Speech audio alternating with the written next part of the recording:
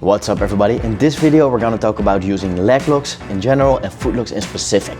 After this video you're gonna know why you should add these. You're gonna be able to sweep more people, you're gonna be able to submit more people, and you're gonna be able to surprise those people that you thought you couldn't beat. Hope you enjoy.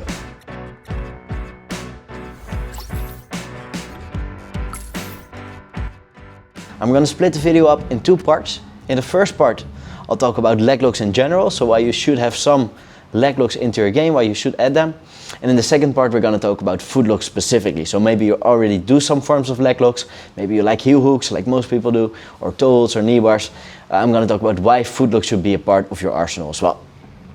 So first things first, why should you learn leg locks in general? The biggest advantage in my opinion is the accessibility to the position.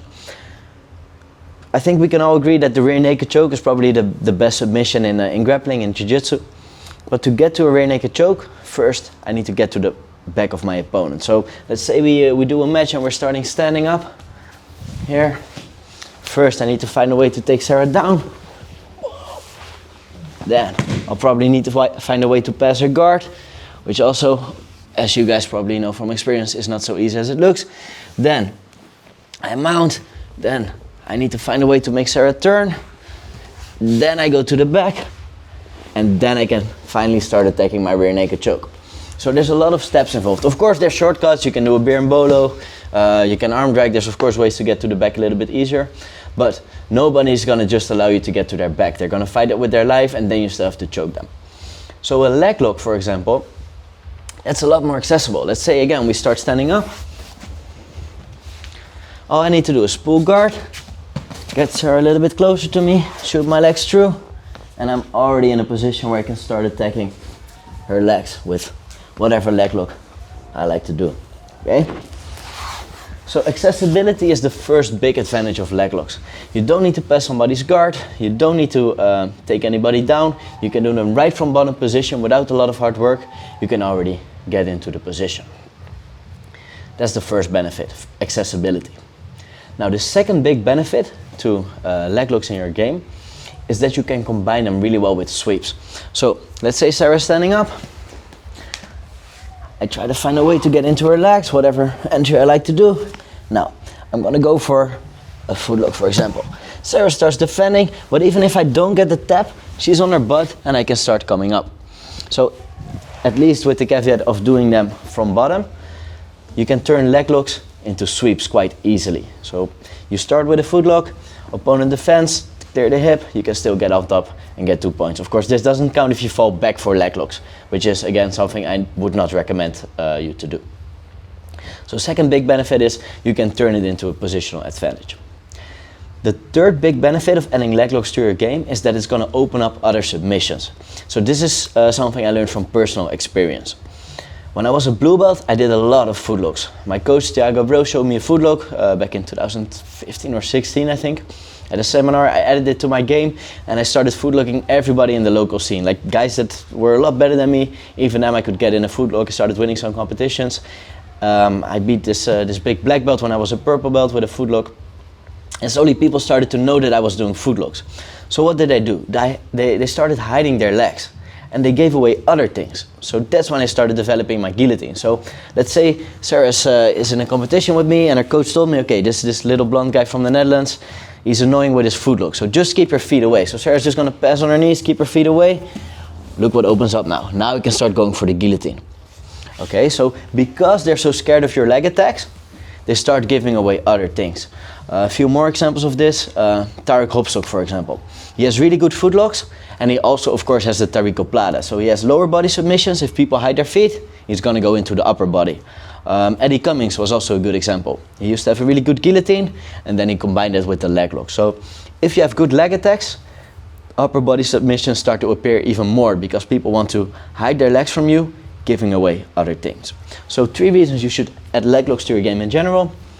Very accessible submission, easy to get to, great to combine with sweeps, and you're gonna open up a lot of other submissions as well. Now we're gonna look at why foot locks in specific should be a part of your game. So what I see nowadays in jiu-jitsu, a lot of people are very focused on heel hooks. If they talk about leg locks, they just think about heel hooks. But I think that footlook should also be a part of your arsenal. And I'll explain you why. If Sarah gives me your foot, here, her defense for the heel hook and for the footlook are the complete opposite. If she wants to defeat a footlook, she needs to boot her foot and point her toes. If she does that, the heel is super exposed.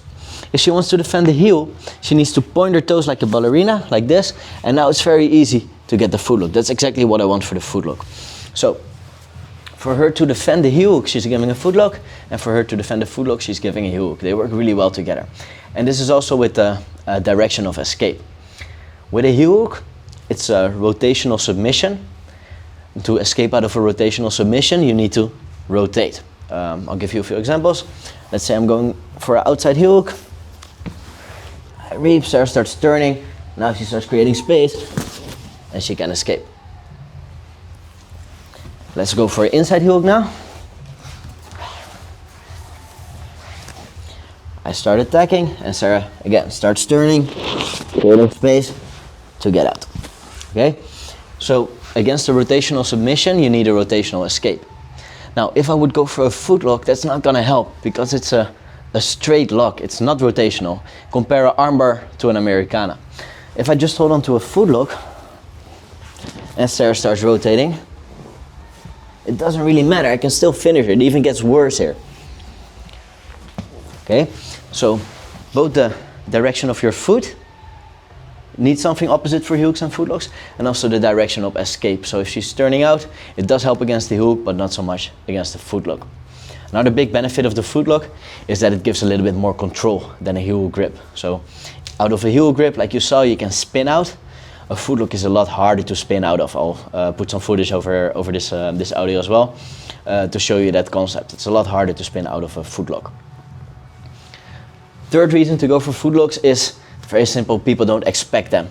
A lot of people are very aware of heel hooks. They know how to defend them. They train them a lot. They do a lot of specific sparring, drilling, but they're not aware of footlocks. They don't take them too seriously, and it can give you a very big advantage. If you come with a submission that not a lot of people expect, make sure, I'm pretty sure you're gonna get a lot of taps. So that's why footlock should be a part of your leg locking arsenal.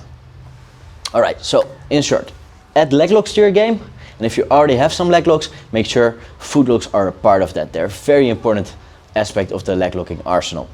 If you want to learn more about these concepts and the actual techniques behind these ideas, make sure to check out my instructional. I'll put a link in the description below, and I hope to see you guys next time. Thanks for watching.